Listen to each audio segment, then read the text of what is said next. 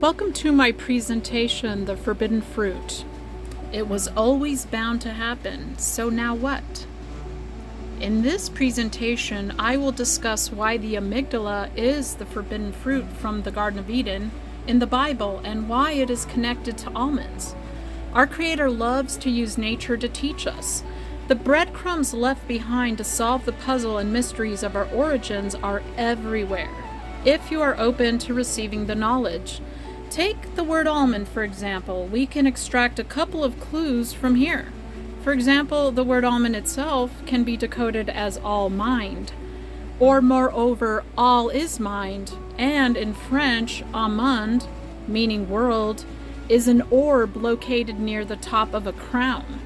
It's like opening up Christmas presents once you see all of the connections hidden in plain sight, just waiting to be unlocked. The almond. The prunus amygdalus is the botanical name for the almond tree.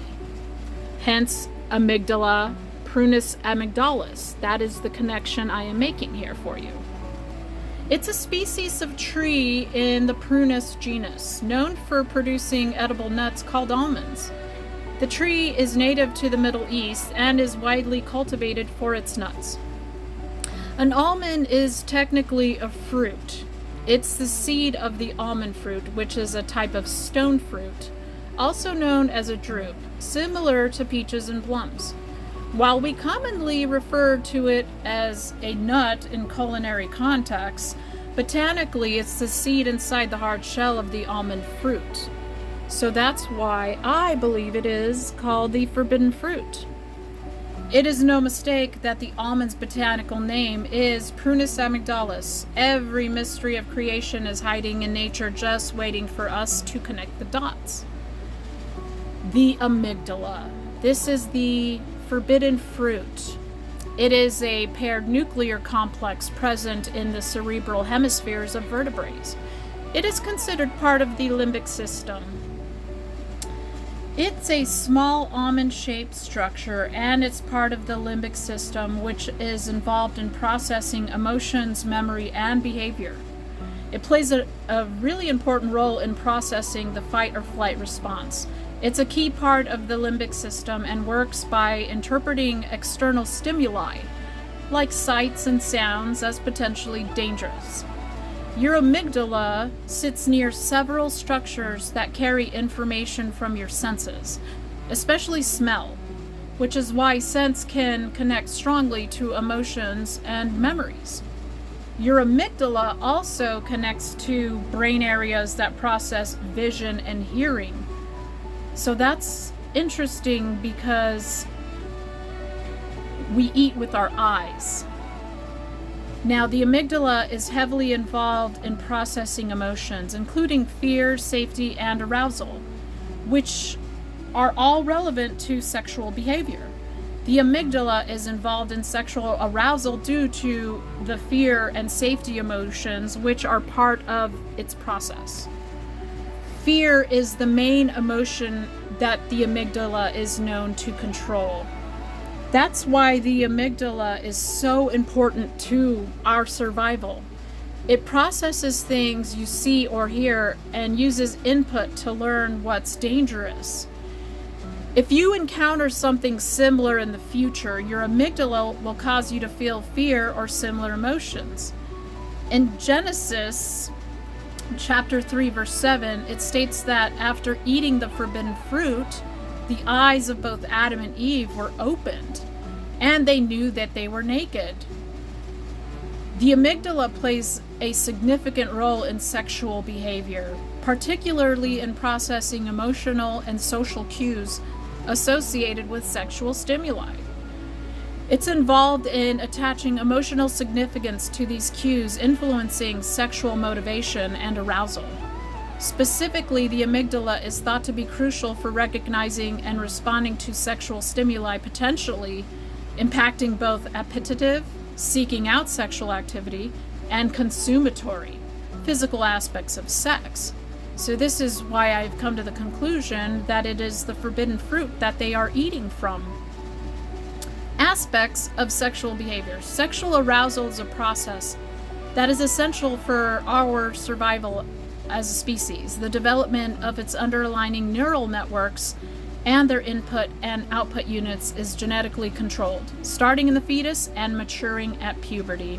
That's why I said we were doomed from the beginning, because it was all bound to happen. This is all part of our nature. But we're really not doomed. The mental programs that control the processes are learned, and they depend on the person's experiences and innate makeup. So we really aren't doomed. Additionally, the amygdala is part of your subconscious mind that controls emotions, survival, instincts, and memory. The amygdala controls our subconscious mind so powerfully that it actually makes decisions for us, even decisions we think we are making. So that's why it was so dangerous for us to eat this fruit, because it was going to be a battle, but it is a battle that we can overcome. Most people have no clue that unconscious fear is what is blocking their success. The fear prevents you from taking action, plus it diminishes the actions that you do take, leading to other sabotaging behaviors like procrastination and making bad decisions. Unfortunately, the result of self-sabotage is that we hold back instead of seizing new challenges. We forgo our dreams and goals. So we cannot let fear dictate our lives. Like my mama used to say, you have to hold the pan by the handle, meaning you have to be the one that's in control. It's also good to remember that we are, in fact, energetic beings, and the law of conservation of energy, also known as the first law of thermodynamics, states that energy cannot be created or destroyed, only converted from one form to another. This means the total energy in a closed system remains constant, even as it changes form. So, with that being said, really, what do we have to fear, right? When I start feeling fearful, I just remember that God taught us how to do a system override. In Romans chapter 8, verse 31 in the Bible, it states, "What then shall we say to these things? If God is for us, who can be against us? Fear is the liar and thief the Bible warned us about." We still have to remember that we have to overcome the flesh and not be ruled by our fleshly desires, because the flesh is weak and it leads to our ultimate destruction. So I have come to the conclusion that the amygdala, which is the control center of fear, see, that is where the root of all evil resides. That is us eating from that forbidden fruit we were told not to eat from. Now, looking at this chart over here, we're looking at two different emotions. On the left, we're looking at fear. On the right, we're looking at love. Love creates an electromagnetic field that is 5,000 times greater. Love is a higher frequency. It creates order and coherence. It strengthens immune system, ignites growth and repair. It activates more DNA coding sites, and it lengthens telomeres. Now we're looking at the fear electromagnetic field that we create, and that has a lower frequency. It creates disorder, discoherence. It lowers immune function, ignites stress and disease, activates less DNA coding sites, and it shortens our telomeres. So now you can see why we need to control our fear. In 2 Timothy chapter 1 verse 7, it states, "For God has not given us a spirit of fear, but of power and of love and of a sound mind." Fear is a low frequency emotion, along with other negative emotions like shame, anger, and grief. It is placed at the lower end of the vibrational frequency spectrum. Fear keeps us stuck in survival mode instead of reaching self-actualization, where one reaches their full potential and creativity. Micah chapter Micah chapter 4 verse 4 states, "But they shall sit every man under his vine and under his fig tree, and no one shall make them afraid. For the mouth of the Lord of hosts has spoken." Probably the most important takeaway from this presentation is understanding that your sexual energy is very, very, very, very sacred. It's the most precious gift of creation, and as such should not be squandered or misused. Many spiritual and philosophical perspectives view sexual energy as not just a physical act, but as a powerful force that can be used for healing, personal growth, and spiritual awakening. In essence, sexual energy is a potent force used for creating our reality. And by understanding and consciously directing this energy, individuals can tap into their full potential and experience greater creativity, vitality, and spiritual connection. The Bible refers to this reality as the land of milk and honey. So we do create our own reality, and specifically the greatest form of creation is that from sexual energy. So now we're looking at Neo from the Matrix. When you learn, you need to become, you need not be afraid of anything. And our telomere size does matter. And as Morpheus told Neo, you have to let it all go. Fear, doubt, and disbelief. Free your mind. Let go of that fear. Recent research suggests chronic stress damage starts before we're even conceived and cuts into our very cells. A number of studies have linked stress with shorter telomeres, a chromosome component that's been associated with cellular aging and risk for heart disease, diabetes, and more, and cancer. Telomeres are a protective casing at the end of a strand of DNA. Each time a cell divides, it loses a bit of its telomeres. An enzyme called telomerase can replenish it, but chronic stress and cortisol exposure decrease your supply. When the telomere is too diminished, the cell often dies or becomes pro-inflammatory. This sets the aging process in motion, along with associated health risks. Telomere length, and thus potentially telomere damage, can be inherited across generations.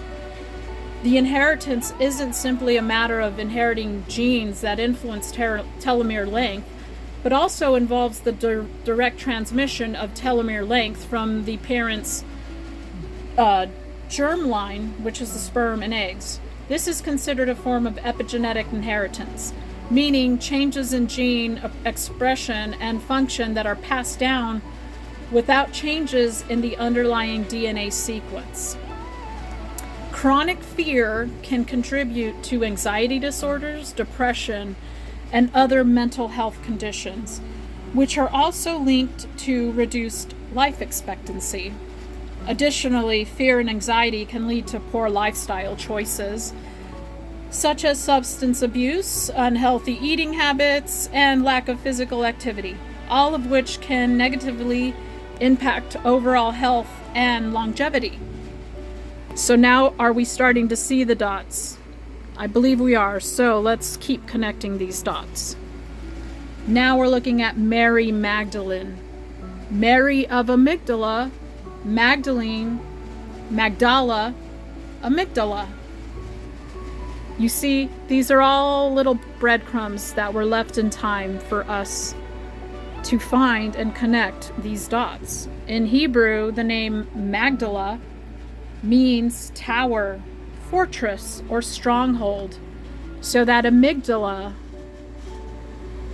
is very potent. Very, very potent. So that's why we are to put on the full armor of God. We're supposed to put on that belt of truth, the breastplate of righteousness, the shoes of peace, the shield of faith, helmet of salvation, and the sword of spirit. Now, the belt of truth is, I think, what we're focusing on mostly right here. Collectively, we have created these egregores, these monsters that live under our proverbial beds. So what we now have to do is collectively get ourselves out of this mess. First, we have to arm ourselves with knowledge. Then we purify ourselves with godliness. And remember to put on the full armor of God, girding your loins with that belt of truth. As the Bible says in John chapter 8, verse 32, the truth shall set you free. Almond joy is the known trajectory for the human species. Whether it was predictive programming or a hint left in time by our higher selves, we already know our sweet path to redemption has been paved, and our Creator's ultimate plan will undoubtedly manifest. Live long and prosper. As Spock used to say, it's time to get our telomeres back to the original length. And now we must eat from the fruit of the Spirit. The fruit of the Spirit is love, joy, peace, patience, kindness, goodness, faithfulness, gentleness, and, as we have learned, self-control. We must control the flesh. Do not let it be in control of us. And now I leave you with this sweet, sweet almond joy.